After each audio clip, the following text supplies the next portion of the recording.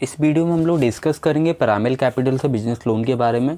Pyramid capital ने अपना MSME sector में बिजनेस लोन स्टार्ट कर दिया है, तो इसकी क्या क्या एलिजिबिलिटी रहेंगी, रेट ऑफ इंटरेस्ट क्या लेता है पिरामिड कैपिटल, डॉक्यूमेंट में क्या क्या रिक्वायरमेंट रहेगी और डीएसए से आप कैसे लॉगिन करवा सकते हो, कैसे आईडी ले सकते हो, वो सब तो डिस्कस करेंगे वीडियो में। वीडियो को लास्ट तक देखिएगा, ठीक है। हम लोग स्टार्ट करते हैं। सबसे पहले हम लोग डिस्कस करते हैं कि पिरामिड कैपिटल की यूएसपी क्या क्या हैं।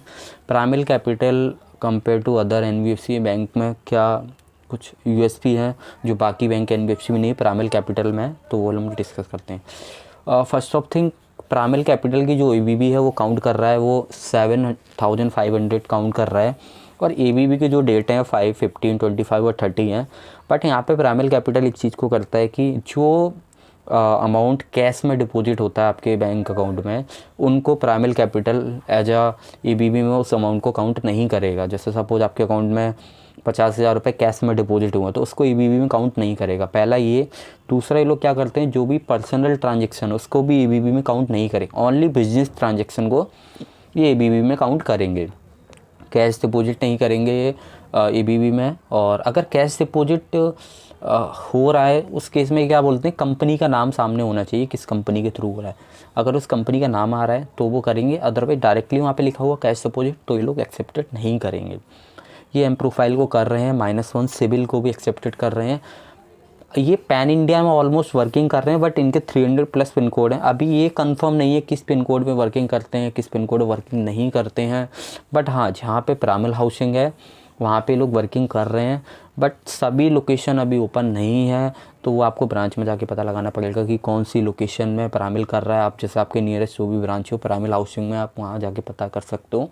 बाकी का हाँ, अगर नहीं कर रहा है तो पिरामिड नेक्स्ट 6 मंथ या 1 ईयर में सारी लोकेशन ओपन कर देगा, क्योंकि इन्होंने ये 1 ईयर अगो ही लोन स्टार्ट किया है एमएसएमई में बिज़नेस लोन, इसलिए अभी इनकी सारी लोकेशन ओपन नहीं है।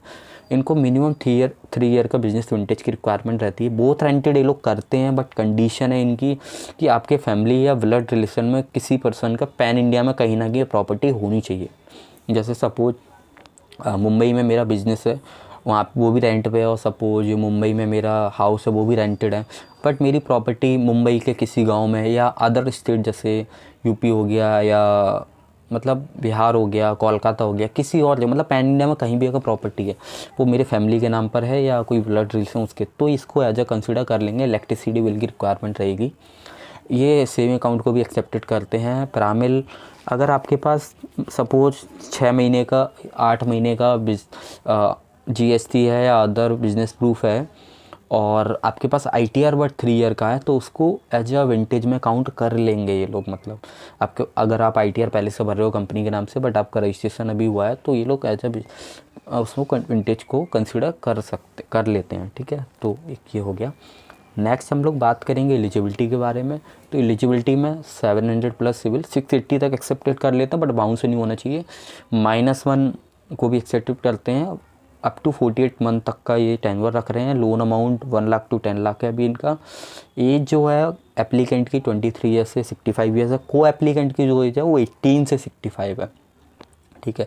अगर आपका कोई रनिंग लोन है तो उसमें ईएमआई कोई बाउंस नहीं होना चाहिए लास्ट 6 मंथ में। अगर कोई बाउंस हो तो केस रिजेक्टेड हो जाएगा।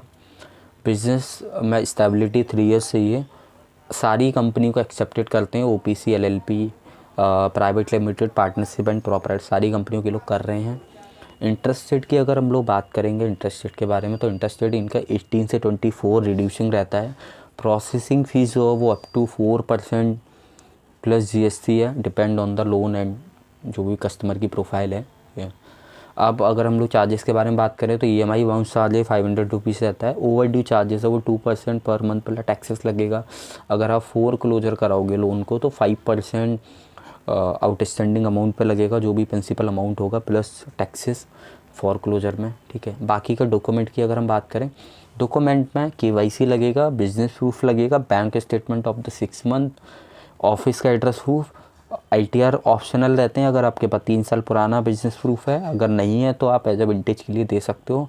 को एप्लीकेंट यहाँ रिक्वायर्ड रहता है, को एप्लीकेंट आपको देना पड़ेगा, गारंटर ये लोग लेते हैं, और ऑनरशिप प्रूफ वो आपको देना पड़ेगा, ठीक है। इसके बाद कैसे अप्लाई कर सकते हो, आप हमसे कांटेक्ट कर सकते हो। सेकंड, पिरामिल कैपिटल की आप ब्रांच में जाके विजिट कर सकते हो। जैसे मैंने आपको बताया कि हाउसिंग की जो ब्रांच है वही अभी कर रही है अनसिक्योर लोन को, तो हाउसिंग की जो ब्रांच है वो आप जा सकते हो। डीएसए कोड में क्या होता है कि डीएसए कोड में हम लोग आपको कोड दे देंगे, बट लॉगिन आपको ब्रांच से ही करवाना पड़ेगा। ब्रांच ही लॉगिन करता है, इनका एसएम जो होगा वो लॉगिन करेगा। इनका कोई पोर्टल नहीं है अभी, ठीक है, पोर्टल होगा बाकी का, ठीक है। और अगर कोई क्वेश्चन डाउट है तो आप कमेंट कर सकते हो, और अगर चैनल पर पहली बार हो तो प्लीज़